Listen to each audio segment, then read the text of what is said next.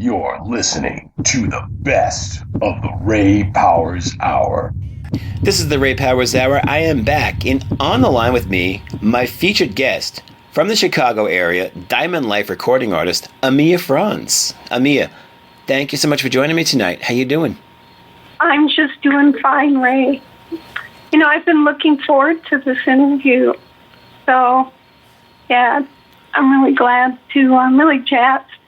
Well, so am I. No, pun intended, by the way, but I'm really jazzed to be on the show tonight. We should all be jazzed. No, I've been looking forward to myself, and yeah, glad to have you aboard. And now, I mentioned you hail from the Chicago area. I have to ask, were you born and raised there? No, I actually, I like to say I'm a Minnesota replant because Okay. I actually came to Chicago, and I've been in Chicago since 1993. Anyway, it's really a great place to be developing musically in pop, soul, R&B, contemporary, smooth jazz, which is my niche. Yeah, Chicago's lucky to have you, and it seems like it's home now. And speaking of jazz, you know, you work with Paul Cook of Sade fame, of course. That was Sade's longtime drummer. And I have to say that your collaborations really have that ethereal vibe. Now, first question, how do you meet Paul Cook, and how do you start working together? Oh, well. Well, first of all, it's a compliment for you to say that the music has that ethereal vibe.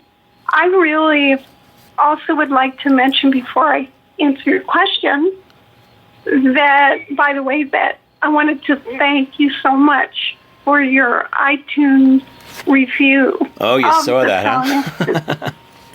Yeah, I mean, I really, I read it 3 or 4 times in a row and thought that's great. No, I meant it. I love that song. Yeah, I really appreciate it, Ray. Let's see. How did I meet Paul Cook? Well, Paul Cook and I met online, I think it was about 2 years ago, after following each other on LinkedIn. You know, that LinkedIn business website? Oh, yeah, I'm on LinkedIn, sure. Oh, you're on there. I'll have to follow you on there, too. Yeah, it's been a while since I logged in, but yeah, I'll find you on there. Okay, great. Okay, well, we began corresponding via email.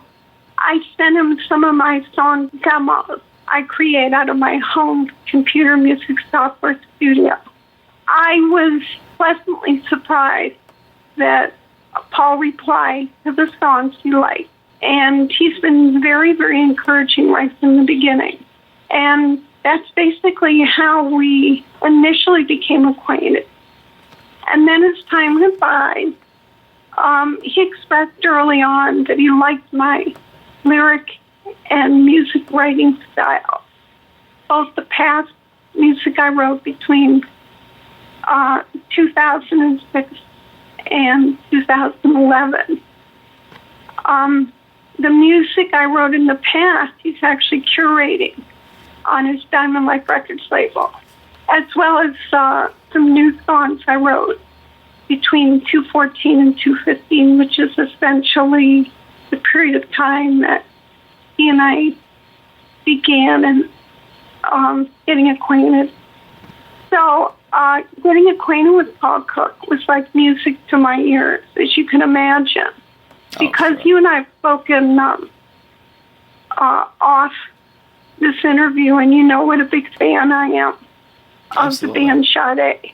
And, of course, we both know that Paul Cook actually formed the band in the early 80s, and he played drums, performing with the band, and was a major contributor in writing some of Sade's biggest hits. Absolutely. So, anyway, I remember first hearing Sade on the radio in the 90s, and I was just instantly attracted to this band's unique sound and classy lyrics, I might say. Sade is a class act, and she remains one of the few favorites as far as bands, singers, writing style, or whatever that I listened to a lot. So anyway, meeting Paul Cook was not a coincidence in my mind. I also don't believe in coincidences.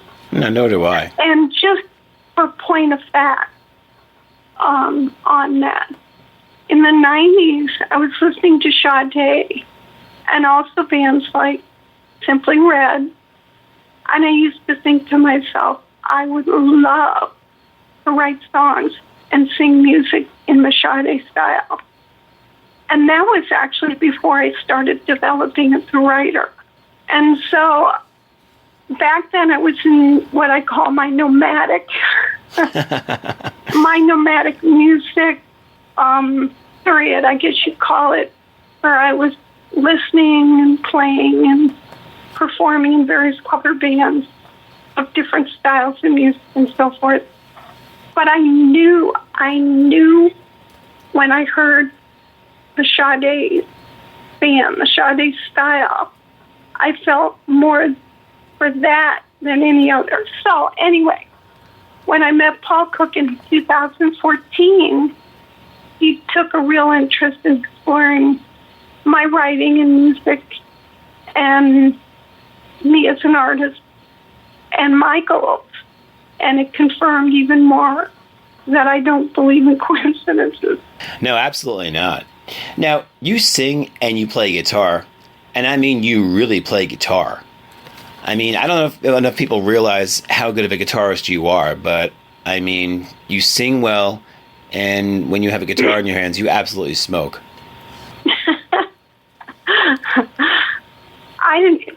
How am I supposed to respond to that? Say, hell yeah, I do. Well, thank you. Really, in all fairness and honesty, I mean, that means a lot. I haven't talked to really many people face to face, or like you and I are in this interview, I haven't really talked with people about the guitar playing. It's always been, corresponding with Paul Cook, talking with my husband, talking with friends, talking with people that, about the singing and the music and the whatnot. But that means a lot, Ray. Thank you so much, because it means so much to me since I love to play. But I never thought I would be good enough to make it a part of my quote-unquote act. I knew that if I could play well, I would definitely like to make it a part of what I do musically. And I can distinctly remember that one day in the past 2 years, I turned on my amplifier, plugged in my guitar, and I started playing some instrumental music in the contemporary smooth jazz, blues, funk genres. What I generally listen to the most. And my initial thought was to find some cover tunes to learn the solo guitar part to. And, maybe I could play with a band like the one I'm putting together right now. But it became clear to me that as I experimented around learning some techniques, getting familiar with playing up and down the fretboard, my guitar solos began to evolve over time. I've never taken guitar lessons. Really? So I basically learned guitar by picking things up from people that I respect, and some basic stuff that, you can learn when you're surfing the net and so forth and so on. And I probably should, but anyway, I also listen to rock, classic rock, and alternative rock. But my favorite music to listen to and develop my guitar solos, again, would be, and is, in the smooth jazz blues guitar solos. Ray, I would not consider myself a power player. I just like thinking out each note and what kind of sound mood I want to produce using my fingers in various ways and I can't stand picks. Really? I wish I could finger pick, but I use a very thin pick, but I do need one still. Only on guitar, not on bass. That's interesting because actually I find it more cumbersome to use the pick than just using my fingers. Well, you've got small hands and you probably have, very finely manicured nails. I've got bear paws that are made for bass. That's funny. It's funny and probably very true. Well, yeah, actually, that's one of the first things I learned. Not to get off on a tangent, but keeping good manicured fingernails is very important to a guitar player. Oh, absolutely. So I'm glad you brought that up. I could probably use the manicure right now. Anyway. After the show. But I just found that using my fingers and the natural sound that you can accomplish, the beautiful, soft, natural sound, really, I think, works for the kind of solos and the kind of music that I'm doing. Also, I was experimenting with, I love doing finger slides and doing rhythmic patterns and bends and experimenting with vibrato. Like there's a distinct vibrato. Would you agree? There's a distinct difference in vibrato with a blues player than with a rock player. Oh, absolutely. Different styles, and every player has their own vibrato. That's the beauty of it. It's like a voice. The phrasing is just like, that's your signature. Absolutely. But anyway, other than I hate using picks and, and stuff like that, I ended up pulling together 3 main solos that I'm actually going to perform on stage. And I'd actually like to go in the recording studio at some point and record, but 3 of the main solos that I created, 2 of them are actually posted on YouTube. So if people want to listen to any of my guitar solo demos, I don't have anything professionally recorded, just demos out there. They can go under Amia Franz on YouTube. I have 2 YouTube channels.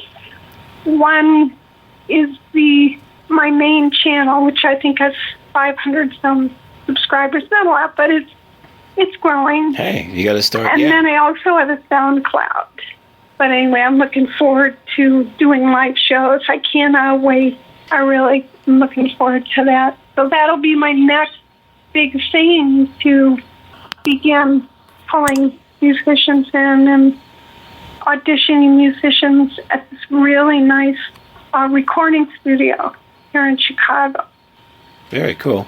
Well, now, speaking of coming up with bands, you're building a band, but I want to ask you about song ideas, because you write your own songs. When you're coming up with ideas, do you typically get hit with a melody first, or is it music, or does it just vary from song to song? Well, what I come up with first when I'm writing songs is it kind of varies from song to song. I spend a good amount of time experimenting on my computer music software because I'm very drawn. Usually I'm drawn first to the sound of music, and then the lyrics and how the lyrics are sung with the melody. It all, kind of works together when I'm listening to other people's work. But anyway, so I usually start with the music, and then create the lyrics, melody, hook line, and whatever. But it can vary for me. Now, I'd love to spin a cut for everyone that has been a fresh cut in the show. That song being Ecstasy. Had great reviews, great feedback in the chat room and via email. So, this song has been well received already. How did Ecstasy come about? Well, first of all, thank you so much to your radio listening audience. They have good taste. I really appreciate that so much. So, to answer your question, I wrote the song Ecstasy, as I mentioned earlier, between 2006 and 2011. And I recorded it in 2011. It's basically a song about totally being in love with someone and how they make you feel. You know, that feeling, and I guess the word ecstasy would be a good word for that totally immersed feeling of being in love with someone. Sure. So anyway, that's how I came up with the hook line. Well, now that you got us all ready to hear this song, why don't you go ahead and intro this for us? I'll give you the mic. Amia, the floor is yours. Okay. Hey, Radio World, this is Amia Franz, and Ray Powers is going to be playing my track Ecstasy on the Ray Powers Hour. This is the Ray Powers Hour. You just heard Ecstasy by my guest on the line, Amia Franz, calling in from the Chicago area. Well, I love the song. I always groove to it. I'm a little biased, but I love it. I mean, shoot me, sue me. I love it. I get to play songs I love. That's one of the perks of this job. But no, it's a great track. Now, we talked about your guitar prowess. Of course, you know, the follow-up I have to ask is, who were your guitar idols growing up? And is there anyone in particular now that you gravitate towards? Interesting question. I didn't listen to guitar players much growing up. Really? Yeah, and the reason for that, even though my parents had an acoustic guitar around, they always had music playing in the house, and we always had a guitar that I would pick up and play simple chords on, the songs I learned by ear. Oh, you play by ear too? In fact, I still play by ear a lot today. Me too. I'm musically trained. I can read slowly. I used to read a lot faster when I was 7 and 8, but I do have perfect pitch, and I do pick up by ear a lot quicker as well, so I can relate. Well, actually, I was classically trained on the violin. So my parents, cool. The main attention musically when I was growing up was focused on playing piano, and my parents had me taking serious classical violin lessons. So as far as reading music and all that stuff, that would be for the, with regards to the violin. But now that I'm serious about playing guitar, it's a different story, right? I'd have to say for the contemporary smooth jazz genre, I would say George Benson. Oh, I love George and Benson. Also he's just phenomenal. And B.B. King, who's another one that I love to listen to. I always had a dream, like before he went on to Guitar Heaven, I thought, it'd be so fantastic to have the opportunity to play with B.B. King. But anyway, I'll save that for when I'm up in the clouds. We all meet up again, yeah. Absolutely. But as far as rock and blues guitarists, this might interest you. I would have to say Eric Clapton. He's one of my all-time favorites. And you've probably heard of the guitarist Johnny Lang. Oh, sure. He's fantastic. No, he certainly is. And Amia, we're running out of time here, but really quick, just tell us what is next on the horizon for Amia Franz. Paul and I've picked out some really cool folk songs that I'm wanting to cover. One of them in particular is called Why Can't We Live Together? It's written by Timmy Thomas I think it was back in the 70s. And also Sade covered the song in the 80s. But anyway, this song will be available to download in the coming weeks, and Paul will collect the income. And I'm happy to say that we're going to be giving it to a charity that helps kids with cancer. And there'll be more details about the actual charity, what charity is, and so forth on the blog. Oh, that is and absolutely also, awesome. I'm recording a song called Spooky. It was covered in the 1970s by Dusty Springfield. She's out of the UK. I remember the song, and I'm Dusty, of course. Amia, I want to thank you so much for being on the Ray Powers Hour. Come back anytime, and my God, the time flies when we get together. If I get to Chicago on New Year's Eve, we're going to have to, like, stop time somehow. I don't know if that's possible. The ball's going to drop, but you know what? This has been a blast, and I can't wait to get out there and hang with you. And Paul. Oh, that would be great. That would be fantastic. So Well, anyway, that's a deal. Sweet. How's that? I love it. Well, thank you again, and go get Ecstasy right now on Diamond Life Records. Amia Franz, my special guest right here in the Ray Powers Hour. Again, thank you so much. Thank you, Ray. It's been a lot of fun. All right, well, come back anytime. We'll talk to you soon. The Ray Powers Hour. This is the Ray Powers Hour. I am back, and on the line with me, I think it's safe to say that after a long and storied career that's taken on a whole new chapter with a new release, this guy's a legend, and I don't think that's overdoing it. Ladies and gentlemen, I give you Richard Lynch. Richard, thanks for joining me. How you doing tonight? Well, thank you, Ray, for having me. It's such a pleasure and an honor to be with you, sir. Thank you for the opportunity. Pleasure is mine. And, I've been looking forward to this for a couple of weeks now, and I know you've got a hot new record out. And we spun a track at the top of the hour, and I'm looking forward to spinning more and finding out just some more about what it is you've done for so long. And you've made a lot of people happy for a lot of years. And, here you go again with a new release. I think it's fantastic. Well, thank you. I've been doing this for quite some time. I'm actually a second generation. By that, I mean my dad was an incredible singer and entertainer, and I got to be in a household where traditional country music was just a way of life, and so I've been in and around it all my life. And my dad was such a huge influence on me. Just a quick little story. My earliest recollection of being on stage, I was 8 years old. My dad grabbed me and threw me up on stage with him. He was the opening act for a guy named Porter Wagner way back in the 1970s. Oh, wow. And he threw me up there, and I sang an old Buck Owens song called "I Got a Tiger by the Tail," and I was bit real early by the country music bug. And so just one of my fond memories there. I just love the music. I just love the whole thing, the whole realm of the traditional music. And like I say, I'm second generation, and I'm pretty proud of the fact that I can say my dad was a big influence on me. That's fantastic. And I can actually firsthand identify, I'm also second generation.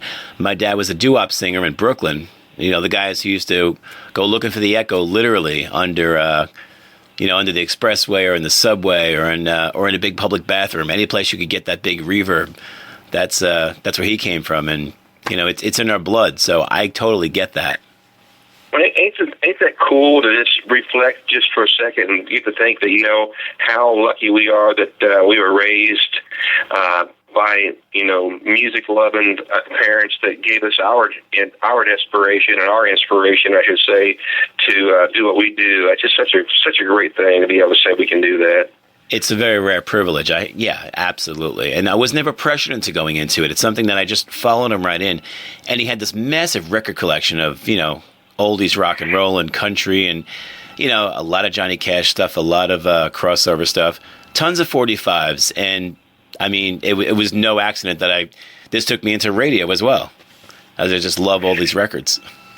And I had a similar upbringing. My mom had gobs and gobs of the old 45s, from Elvis to the Big Bopper to Jerry Lee Lewis and all those folks from that era. And then, my dad, his records were just a little bit bigger. He had the old 78. So I remember listening to, Lefty Frizzell and Ernest Tubb and Hank Williams. And I had such this wide array of influence in my life. And, then I got a little bit older and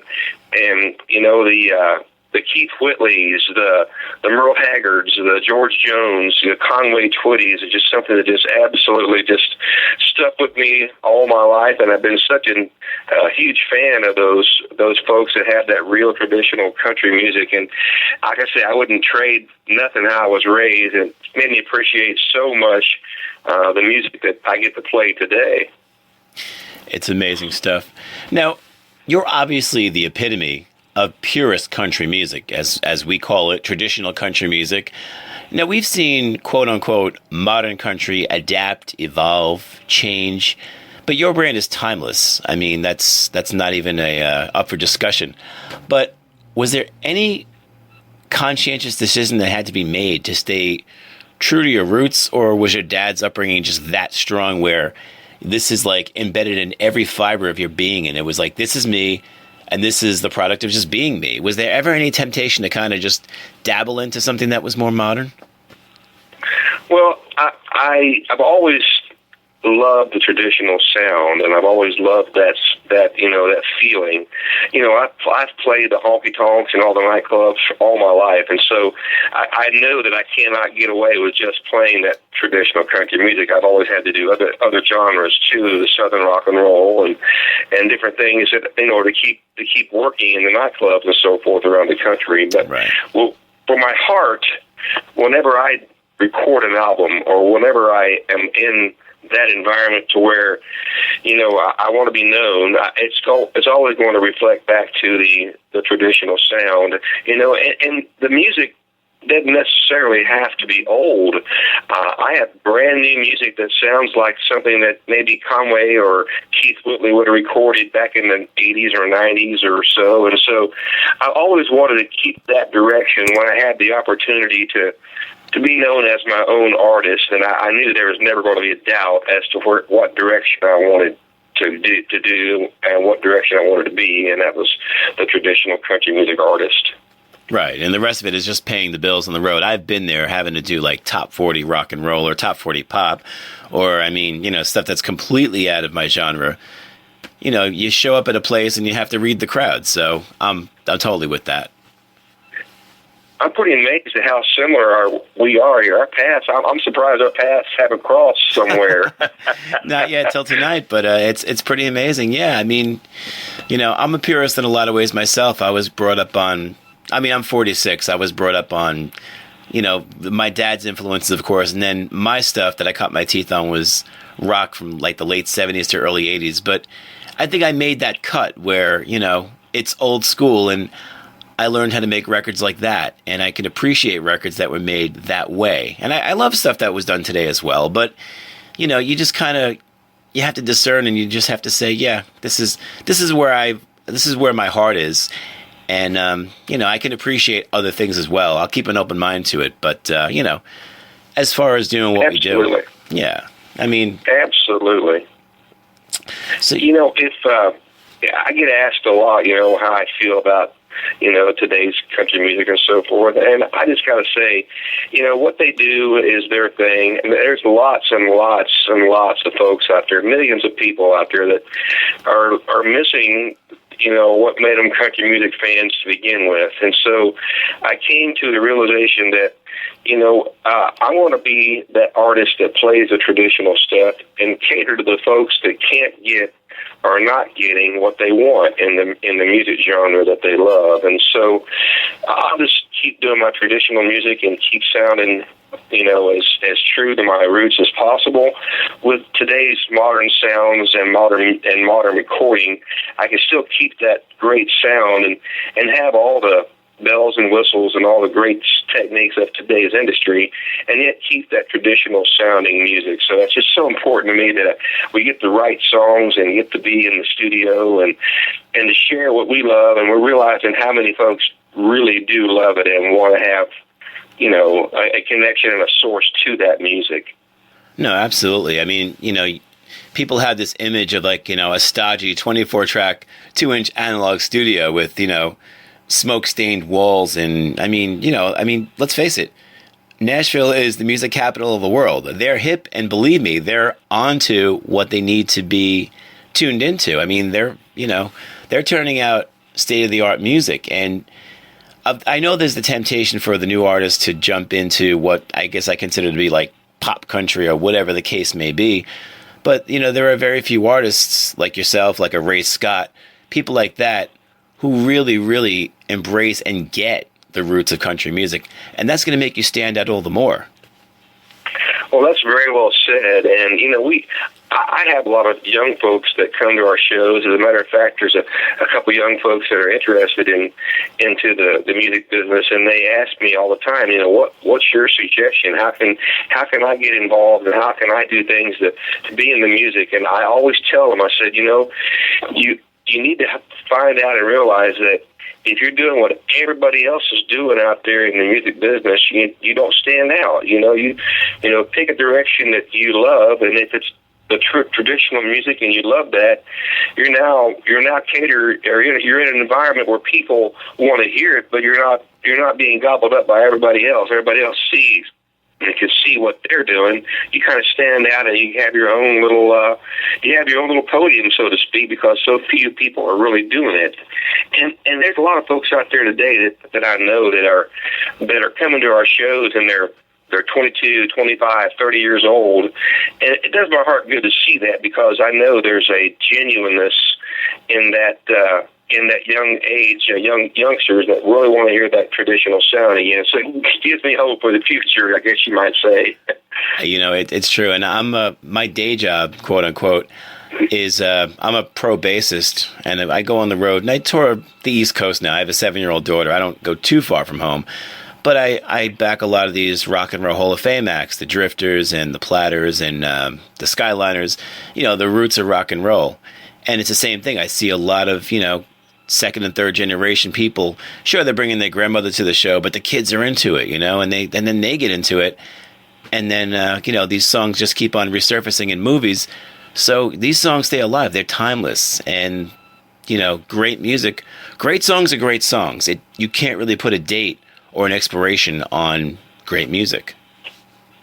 You just took the words out of my mouth. I just did a radio interview with some folks in New Mexico, and we had a similar conversation. And I said to them, great country music does not have an expiration date.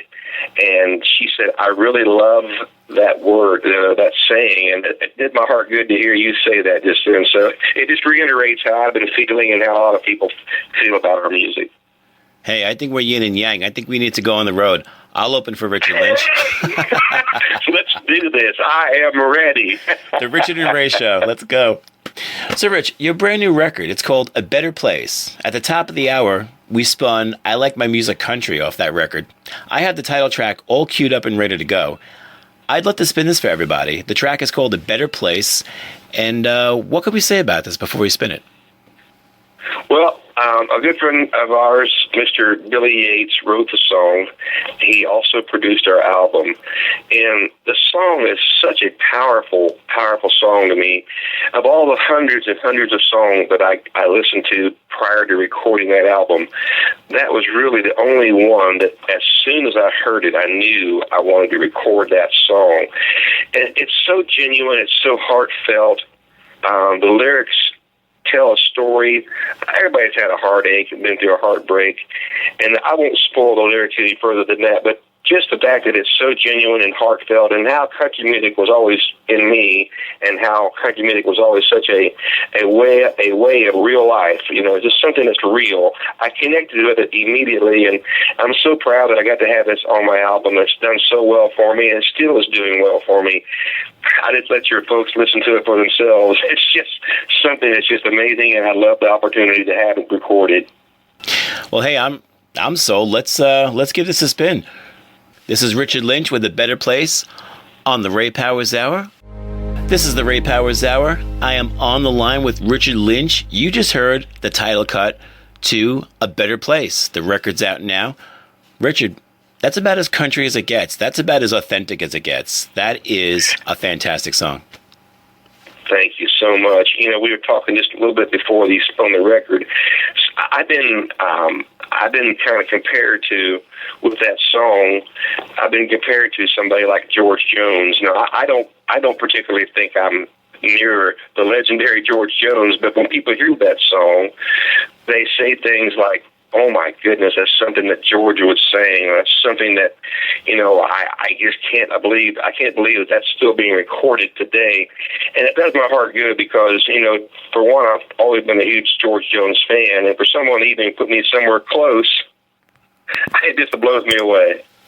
Well, it's funny you mention that because I found out that you've been inducted into the Independent Country Music Hall of Fame. So, in a lot of ways, you're on the way. And, I mean, you know, it's only a matter of time before the next step, you know, the Country Music Hall of Fame. And, I mean, let's face it, Johnny Cash is in the Rock and Roll Hall of Fame, too. So, you know, the Songwriters Hall of Fame, the Vocal Hall of Fame, you know, the possibilities are endless. You've got a whole career ahead of you. And, you know, I mean, I know Hall of Fame status is just basically that. It's just recognition. But, hey, I mean, that's one heck of an endorsement. Well, thank you.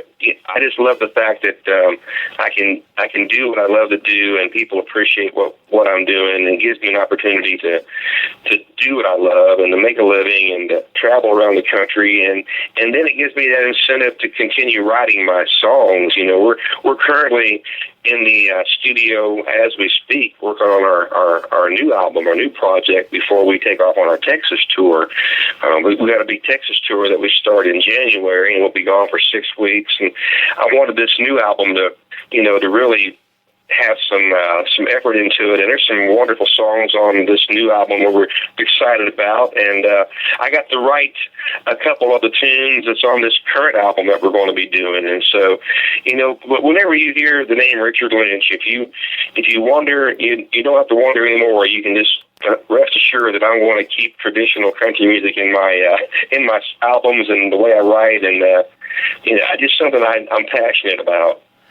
Yeah, I was going to mention that myself. I had that, you know, in my notes that you're already working on new music, even though this is a fresh new album that's out, or this new EP that's out. I mean, you're a workaholic. I find inspiration in artists such as yourself who do that. And now you're writing songs. That's just, you know, one more step of greatness. You know, that brings me to what you had said before. You mentioned that you're pitched hundreds and hundreds of songs. You know, for the songs that you don't write, how do you go about choosing a handful that are going to go on a record? I mean, with so many great songs and so many great songwriters in Nashville, I mean, how do you boil it down to just a few? Is it something that just hits you and you say, yeah, this is exactly what I was thinking, or I can make this my own? What goes into that process, and how do you pick a few favorite children there? Well, you kind of touched on it. First of all, I realized something from a long time ago. Just because I love the song doesn't necessarily mean I should do the song. By that I mean, I want to hear myself and how I deliver that song. And I learned from my dad, who was a master, you know, make sure that you know what you can and can't do. You know, I'll give you an example. I love Vince Gill music. Do I think I can sound like Vince Gill? No way. Right. So you gotta go in it with a mindset. Okay, yeah, I love this song, and can I deliver this? You know, we're all limited. Every one of us are limited in our vocal ability, and it's the folks that have the fortitude and the know-how as to what songs not to do. That's, I guess, a better way to explain it for me. And you know, first of all, I do have to connect. The song has to have a storyline or a melody line that absolutely floors me, and it's got to make sense to me. I want the song to represent what I feel, how I feel, because, you know, if it's on my album, and if I have the good luck to be singing it 15 or 20 years from now, I want to make sure that I'm still loving that song. So it's so important for me to pick the tunes that I don't write. And if I do not write them and they get on my album, you can guarantee one thing: I'm absolutely crazy about that song. So that's how it works. There is one exception. Now, my wife, she picks out a song every now and then for me, and then I have to love it after that fact. Right. Other than that, absolutely, she has a good judgment of songs for me too. You have to sleep with her; she gets the last word. Actually, I always get the last word on my arguments. They usually, yes, dear. It's amazing. We're right on track, my friend. Uh-huh. You know, it also helps having a Billy Yates in your corner, too, as a producer to, you know, be able to, you know, sift these out, too, and say, hey, you know, there's a certain arrangement or a certain feel here there, or a cohesion that's going to make all this work, too. So that's a very powerful weapon to have in your corner. You know, that's true. And, you know, I've always surrounded myself with great musicians, and when I got in the studio, that stayed the same. We had some of the best musicians in the world, and the fact that Billy was such a great producer, he's had all this experience. He's won multiple awards, Grammy awards, and different awards in the industry, and for him to step up and record and produce my album was such an honor for me, and I learned so much. And I never want to stop learning anything in this music business. I always want to get to be a better writer, a better performer, or have something where I can feel like I strive to be better at whatever I do. And I think that comes back from my early age of watching my dad. He just, once again, I keep going back to him, but he's such an influence on me to this day, and I just want to keep doing better and keep that pride thing going for my family. Dad is the original hero, the original and the best. This is the Ray Powers Hour. I'm on the line with Richard Lynch, and we're talking music, we're talking shop, we're talking great records. So, Richard, most interesting encounter with the fan, as long as it's printable. Do you have any special stories from the road, or anybody that stood out where maybe they had a sign for you, or they brought you any special gifts, or what's one instance that stands out in your recent memory of a fan that you just couldn't forget? Well, I get approached, and I meet a lot of interesting folks out on the road and different shows that we do.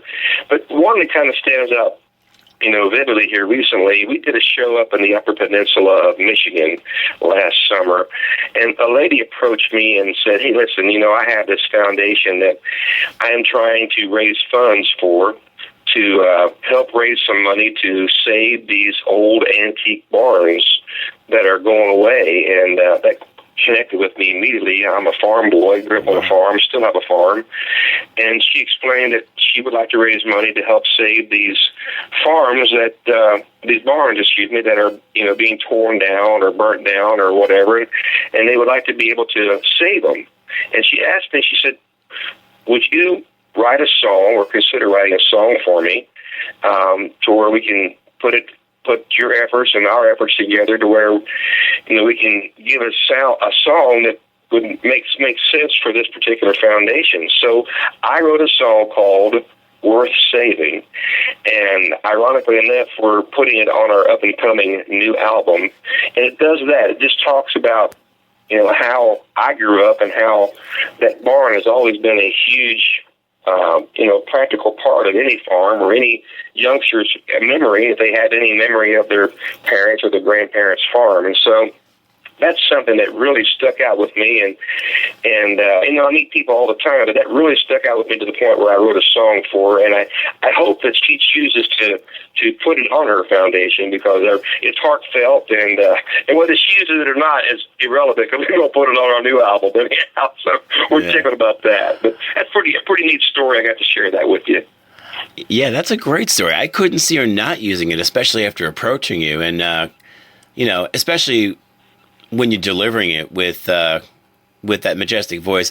There's no way that's not going to sell. And I think, for her to approach you, I think that song is just going to knock her over. I think, and of course, the goal is to save these barns, and that's an amazing story. And I just found out where we were separated at birth.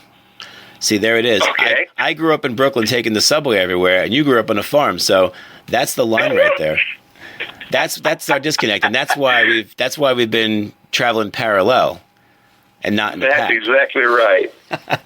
That's so cool. But to be around folks like that, you never know who you're going to run into. I've been fortunate enough, or a lot of folks have kind of taken an interest in my music, and I get people sending me songs often. And some songs I can use. A lot of folks send me stuff, and I so appreciate the fact that they do that. And there's stuff that I can't use, and I thank them anyhow for thinking enough of me to send me a song that they wrote from their heart, and they felt like I could do a good song and deliver their song. And so I always listen, and I always make sure that I thank them for sending me those songs, because, like I said, they come from their heart. And so I'm very appreciative of folks sending me different songs like that too from time to time. Oh, it's the best gift of all, the fact that somebody thought of you and said, "You know what?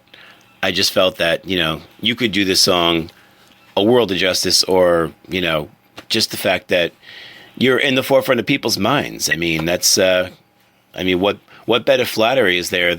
Pretty big compliment, isn't it? It's amazing.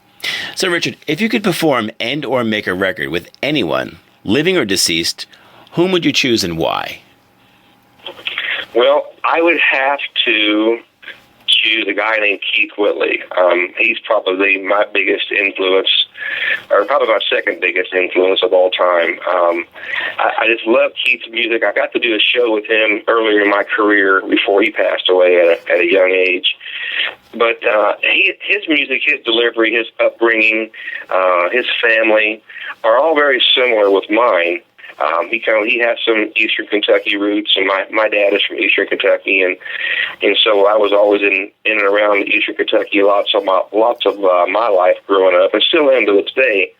But his music touched me in so many different ways. The fact that I got to play with him, he was so diverse in his music. He could sing a heart-wrenching country song that just makes your hair stand up and turn right around and play a honky-tonkin', hard-driving, can't-sit-still song.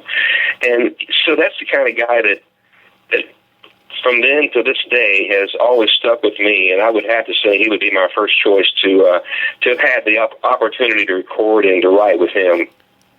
Well, I think you would have done Keith Whitley a world of justice, I'll tell you that. I'm on the line Thank you. No, thank you.